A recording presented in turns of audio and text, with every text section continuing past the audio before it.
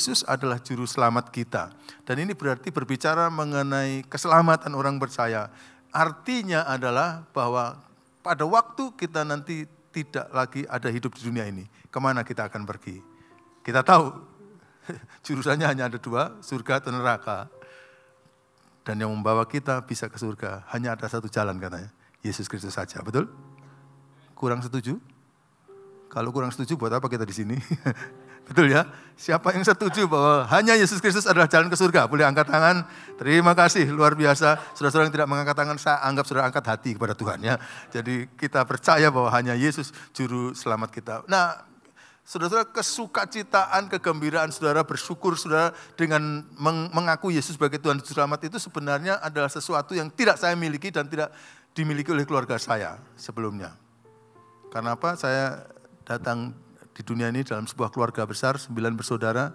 Saya anak ke-8, sebenarnya kami 10, tapi karena kakak yang nomor 3 meninggal waktu bayi, maka akhirnya kami ada 9 saja. Dan kami dulu dibesarkan bukan sebagai anak Tuhan, bukan orang yang percaya pada Yesus. Keluarga besar kami. Tapi oleh karena kemurahan Tuhan, maka akhirnya kami jadi anak Tuhan. Nah, sekarang bahkan saya jadi hamba Tuhan, khotbah di dalam pulau, nanti siang saya keluar pulau, kadang-kadang keluar negeri untuk sampaikan firman Tuhan. Tapi itu jauh dari hidup saya pada waktu kami belum kenal pada Tuhan. Tapi saya merasakan ini berkat Tuhan yang besar sekali. Ketika Tuhan menyelamatkan keluarga besar saya, dipindahkan dari jalan menuju neraka kepada surga, itu suatu berkat yang besar luar biasa. Dan mungkin kita perlu tahu bagaimana itu permulaannya gitu. Nah, permulaannya itu simple sekali. Karena ayah ibu saya punya anak banyak, rumahnya besar ya, dan ibu saya juga buka toko yang dipakai untuk menyiapkan bahan-bahan makanan untuk warung-warung di kampung saya.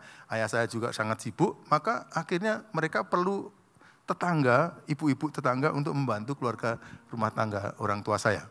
Selalu saja ada yang harus membantu nyapu, harus ada yang membantu masak, korah-korah apa ya. Ya itulah ya, washing dish ya.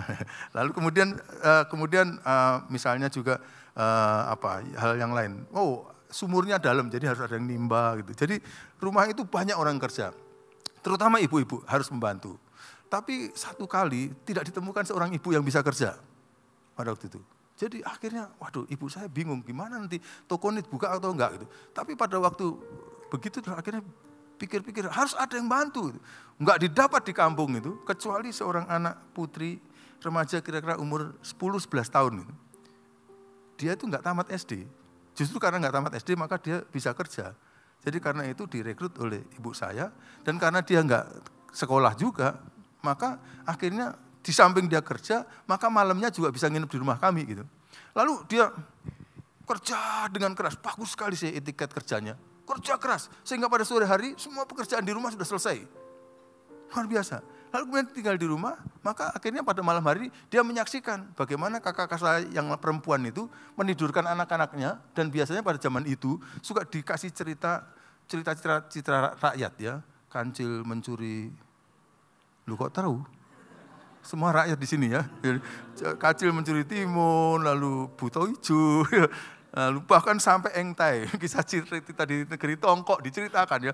Demikian diceritakan akhirnya, wow, menarik sekali. Terus kemudian akhirnya anak kecil tadi, rupanya dia anak Kristen, anak gereja. Jadi kemudian dia katakan kepada kakak saya nomor 1, punya 3 anak perempuan, dia ditinggalkan oleh suaminya. Jadi repot sekali. Lalu kemudian pembantu tadi mengatakan, Bu, boleh saya bantu menidurkan anak-anak dengan kasih cerita ini? Lalu kakak saya nomor 1 nggak pikir panjang, oke silakan, enak kan, diringankan. Lalu akhirnya, iya betul. Lalu dia mulai cerita, kancil curi timun, buto hijau, sangkuriang, apa lagi, malin kundang, yang dia tahu gitu. Sampai yang dia nggak tahu, jadi dia nggak cerita. Tapi terus kemudian waktu dia cerita, rupanya satu kali dia punya pikiran, kok nggak tak cerita tentang Yesus, orang yang baik gitu. Lalu dia mulai berani cerita tentang Yesus itu orang yang baik, menolong ini, menolong itu, diceritakan pada keponakan. Lalu keponakan saya yang paling besar, waktu itu umur 8 tahun, waduh cerita Yesus itu bagus, tapi yang cerita kok bukan tukang cerita gitu. Berapa indahnya cerita itu kalau saya dengarkan dari yang tukang cerita, maksudnya guru sekolah minggu. Tapi karena dia bukan anak Kristen kan nggak ngerti tuh. Jadi tukang cerita gitu aja. Tukang cerita, kalau gitu akhirnya dia bilang, Mbak saya mau ikut nanti minggu-minggu itu, Mbak pergi ke gereja itu. Waduh, Mbaknya jangan, aku nggak berani. Tapi kalau kamu mau izin mamahmu, terus mamahmu mengizinkan, bolehlah gitu. Wah anak kecil ini kan penasaran, izin sama mamahnya, kakak saya nomor 1. Lalu kakak saya pikir sebentar, lalu kemudian, ya sudah ikut Mbak sana gitu. Nanti waktu kakak saya akhirnya jadi anak Tuhan, saya tanya, loh kok waktu itu diizinkan? Dia bilang, kamu nggak tahu, ada 3 anak yang saya urusi. 1 anak ikut Mbak, enak loh, tinggal 2 gitu. Tapi akhirnya dia ikut Mbak, waktu dia ikut Mbak dengar cerita sekolah minggu, dia sangat tertarik dengan cerita Yesus, dia pulang, dia kumpulkan 2 adiknya sama sepupu-sepupunya. Jadi akhirnya di rumah orang yang bukan Kristen ada sekolah minggu sebenarnya.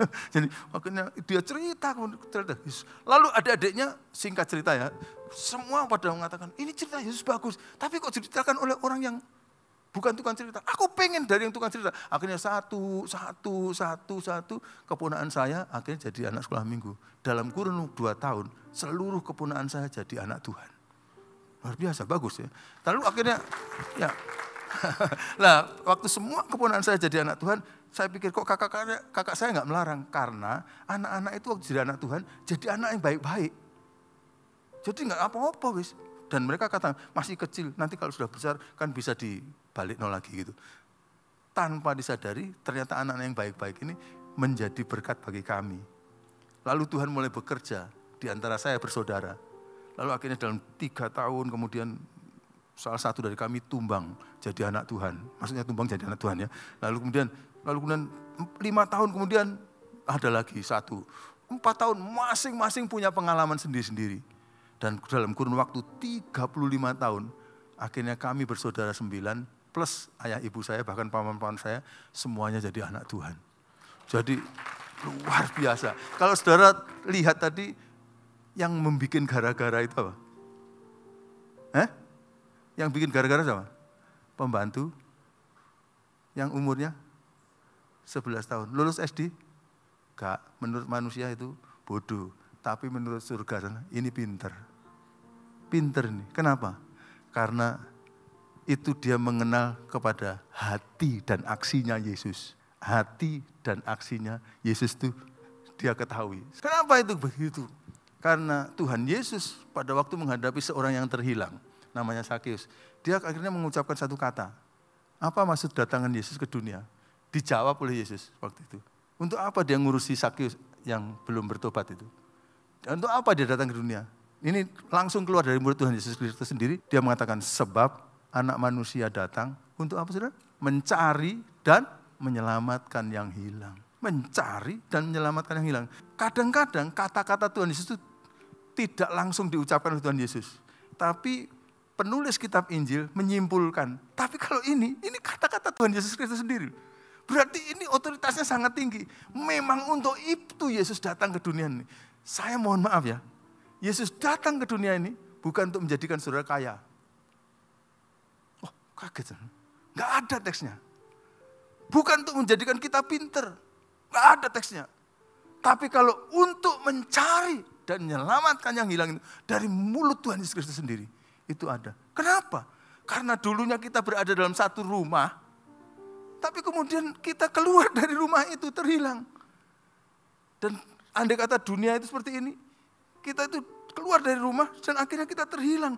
Tidak mempunyai nilai-nilai kehidupan dalam rumah itu. Rumah Bapa. Lalu akhirnya kita terus menuju ke arah di mana di situ ada lautan api dan belerang. Dan kita semua sedang menuju ke situ. Dan pada waktu itu Tuhan lihat dari rumah. Waduh, anak-anakku sekarang sedang menuju.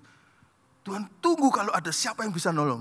Dan ternyata semua manusia tidak bisa menolong. Akhirnya Tuhan sendiri keluar dari rumah itu. Dan coba mengambil 1, 2, 3 yang mau dibawa pulang. Welcome home ke rumah Bapa. Tapi kemudian masih ada yang gak mau. Masih ada yang mau, masih ada yang gak mau.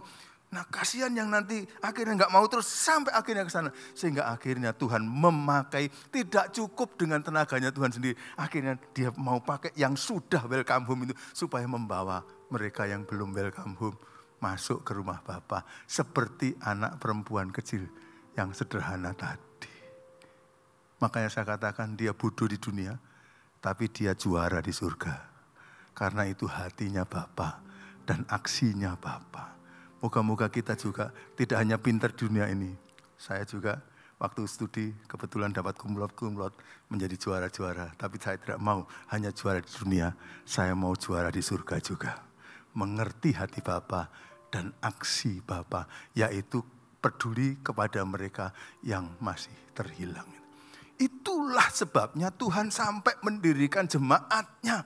Jadi tadi kalau Tuhan Yesus Kristus sendiri datang ke dunia, tujuannya adalah mencari menyelamatkan yang hilang. Pada waktu Tuhan Yesus lihat pekerjaannya besar, maka kemudian dia mulai mendirikan jemaatnya. Dan jemaatnya inilah yang dimaksudkan. Lalu akhirnya muncullah amanat agung Tuhan Yesus Kristus kepada jemaatnya yang bunyinya adalah, karena itu apa? Pergilah, jangan tinggal di rumah tok. Ojo di rumah tok lah. Kalau di rumah tok, yang itu yang di luar itu nggak bisa diselamatkan. Pergilah, jadikanlah semua bangsa itu muridku. Dan baptislah mereka dalam nama Bapa dan Anak dan Roh Kudus. Dan ajarlah mereka melakukan segala sesuatu yang telah kuperintahkan kepadamu. Maka ketahuilah kalau kamu melakukan seperti itu, maka aku akan menyertai kamu senantiasa kepada akhir zaman. Orang-orang Kristen suka disertai oleh Tuhan. Supaya Tuhan memberkati. Tapi janji ini ditaruh langsung di bawah amanat agung itu. Enggak menjalankan amanat agung, ojo minta disertai Tuhan.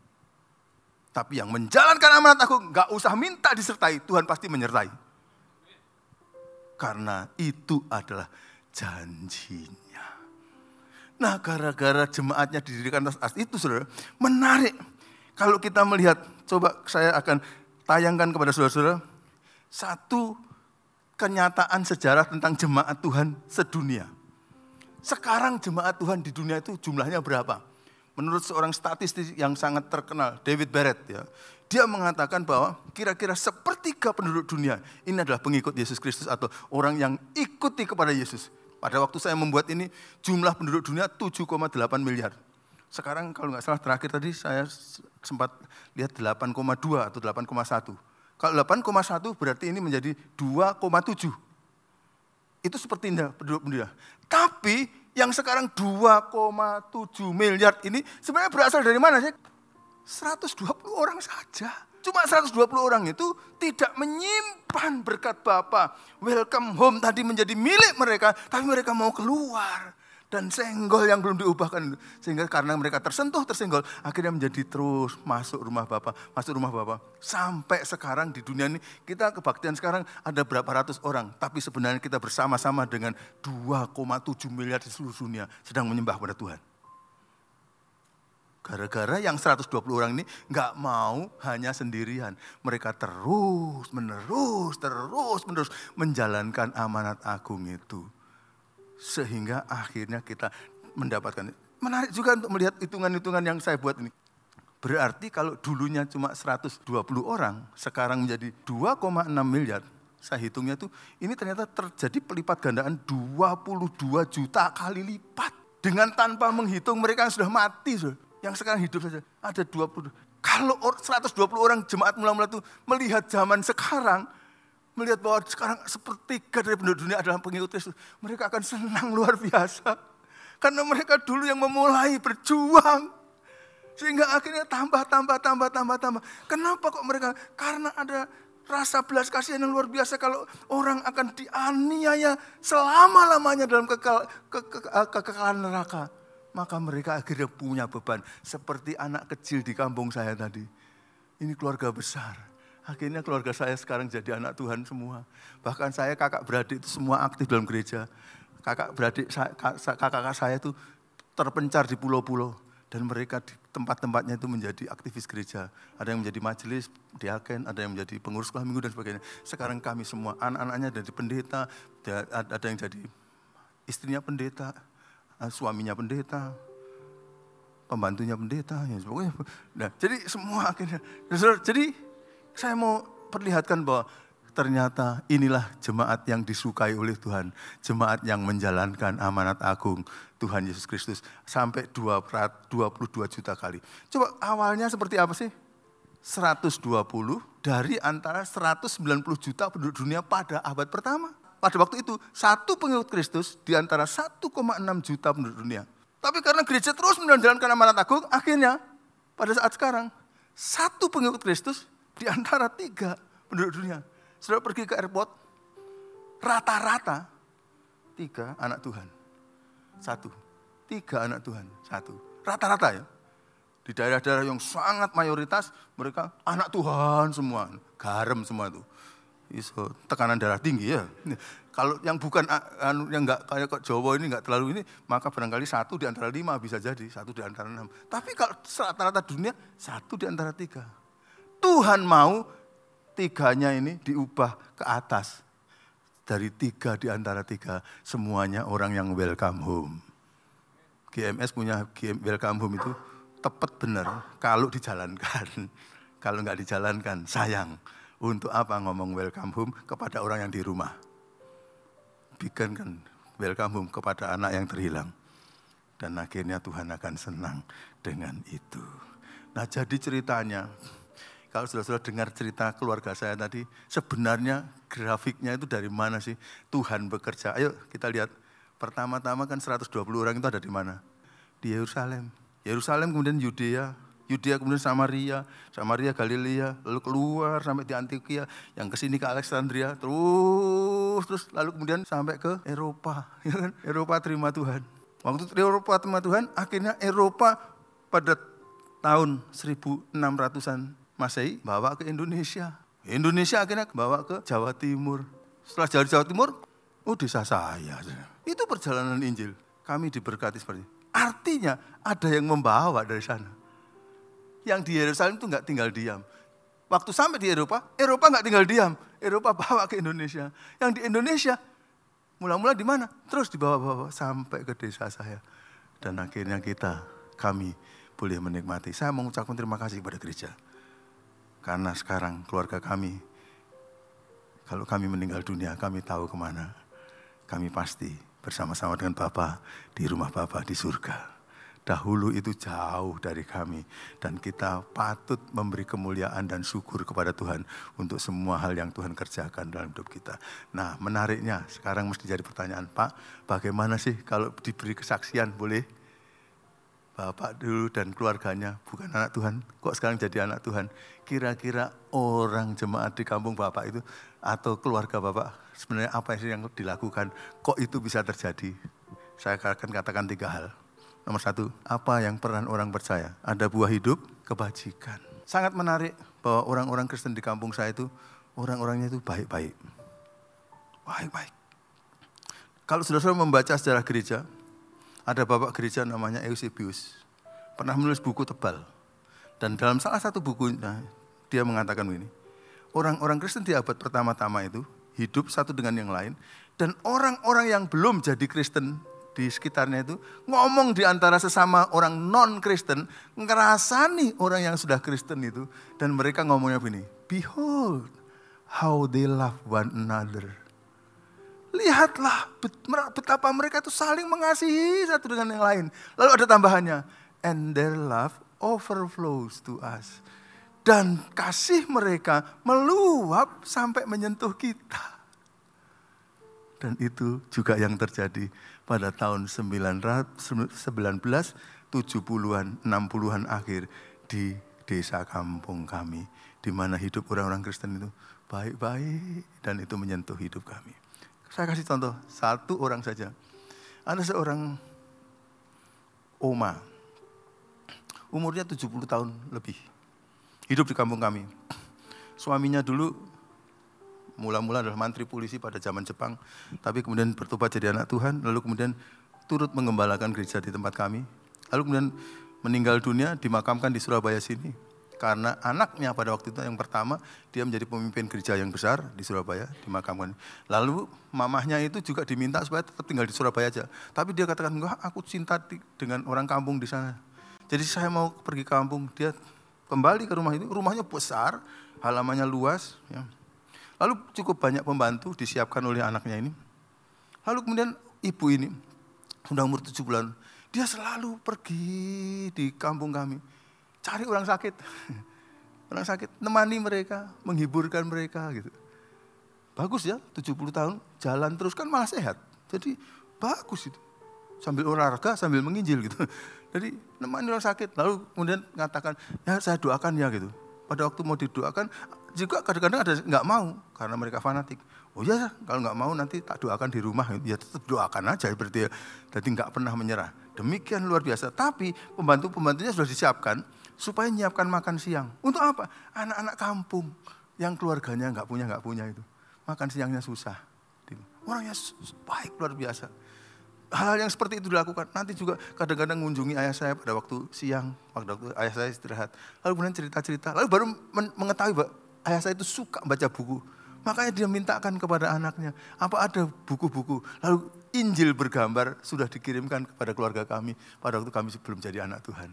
Karena bergambar tidak terlalu luar biasa. Ya, jadi akhirnya kami baca-baca, sempat tahu Injil.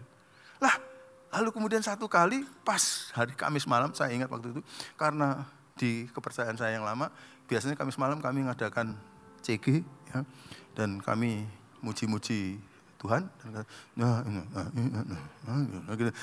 Lalu pada waktu begitu, lalu kemudian terdengar bunyi, maling. Waduh, siapa yang maling? Selesaikan dulu bacaannya, lalu kemudian setelah itu pergi lari ke tempat di mana, ternyata di rumahnya yang ini. Waktu kami di sana, waduh, orang-orang seperti emosi, orang baik kok dimaling. Seolah-olah kami ngomong, kalau maling di tempatnya orang nggak baik aja gitu. Ya, jadi orang baik kok dimaling. Lalu pada waktu gitu kami sedang gregetan mau seolah-olah hancurkan si maling itu. Oma itu keluar dari kamarnya, rumahnya besar, sampai ke bagian luar, lalu katakan, waduh, saya lihat kok banyak orang. Saudara-saudara, diam. Gitu. Saya tahu kalian marah, tapi tolong ya, nanti seandainya malingnya itu ketemu, tolong jangan sakiti dia. Saudara, gara-gara pesan nenek ini, maling itu mujur sekali. Ya. Jadi dia tidak disakiti, tapi besoknya ketahuan. Dan ternyata dia tidak disakiti oleh orang. Memang nanti akhirnya jadi anak Tuhan juga dia. Jadi luar biasa kehidupan orang ini. Hidup yang baik itu seperti ada di depan kami. Dan kami mengatakan, wow, kalau kami bisa punya kualitas hidup seperti itu, kami mau. Tapi yang kedua, orang-orang Kristen komunikasi dengan kami. Dan ngomong gitu loh, ngomong bagaimana kehidupan mereka dituntun oleh Tuhan, disentuh oleh Tuhan, diberkati oleh Tuhan. Cerita tentang apa yang Tuhan lakukan pada mereka gitu loh. Itu yang kedua. Jadi ceritakan karya Tuhan atas kehidupan pribadi mereka. Cerita saja. Kenapa? Karena cerita-cerita itu nanti pada waktu kami mengalami krisis kehidupan, kami ingat ceritanya. Oh, ibu itu dulu pernah sakit yang luar biasa, disembuhkan secara ajaib. Kalau begitu mungkin saya bisa disembuhkan. Lalu kami berseru pada Yesus dan kami disembuhkan. Cerita aja. Kita nggak tahu kapan Tuhan akan pakai cerita kita. Pokoknya cerita aja. Nanti Tuhan akan pakai. Dan akhirnya gara-gara itu kami satu jadi anak Tuhan. Yang menarik, yang ketiga ini, doa syafaat. Kami ini tidak tahu. Pada waktu kami dipertobatkan satu. Kami nggak tahu. Tapi setelah kami semua jadi anak Tuhan, terus kita ngadakan reuni. Lalu waktu reuni, kita cerita-cerita. Dulu itu, aku doa untuk kamu yang belum tobat gitu. Waktu ada satu orang nyeletuk begitu, yang lain nyeletuk, iya loh, aku doa untuk kamu. Ternyata tanpa kita ketahui, Tuhan menggerakkan masing-masing kami, berdoa untuk yang belum diselamatkan. Bayangkan keponakan saya, yang pertama diselamatkan. Hari itu dia selamatkan, dia berdoa untuk sisanya yang belum diselamatkan. Lalu ada 2 yang diselamatkan, 2 berdoa untuk sisanya yang belum diselamatkan. Keponakan saya yang pertama itu doa berapa tahun? 37 tahun. Kali tiap malam, 365 hari. Doa syafaat. Itu kelihatannya seperti kadang-kadang seperti mentok di siling di langit-langit, tapi sebenarnya enggak. Dia menembus langsung ke tahta Tuhan dan tahta Tuhan digoncang. Dan akhirnya Tuhan harus berbuat sesuatu dan keluarga kami akhirnya diselamatkan semuanya. Saudara-saudara, 3 hal ini moga-moga akan menjadi bagian dari kita, supaya kita menjadi orang yang, kalau Tuhan Yesus saja turun dari surga ke dunia, tujuan adalah mencari dan menyelamatkan yang hilang. Kalau saudara dan saya kerja di seorang bos, pasti kita mau cari tahu kesukaan bos yang paling besar apa. Dan kita pasti mau melakukan itu supaya bos kita senang. Nah, kalau Tuhan Yesus, kesukaan yang paling tinggi adalah mencari dan menyelamatkan yang hilang. Lakukan itu dan bukan yang lain. Maka bos kita akan menjadi bos yang senang dengan kita. GMS, boleh kita melakukan 1001 kegiatan. Tapi kalau kita tidak melakukan yang satu ini, kita sebenarnya bukan gereja. Tapi kalau kita setia kepada yang satu ini, itu yang dimintakan Yesus untuk dilakukan oleh gerejanya. Dimanapun, kapanpun, kepada siapapun. Supaya pada akhirnya orang-orang seperti kami yang dahulu jatah masuk neraka bisa dipindahkan masuk surga. Dan keluarga kami kalau ada di sini, kami akan mengatakan, kami ucapkan terima kasih kepada gereja Tuhan yang telah menolong dan menyelamatkan keluarga kami. Menjadi alat. Sehingga kami sekarang kalau tidur bisa nyenyak, karena kapanpun Tuhan panggil, kami tahu kami akan bersama-sama dengan Bapa selama-lamanya. Semoga Tuhan memberkati kita sekalian.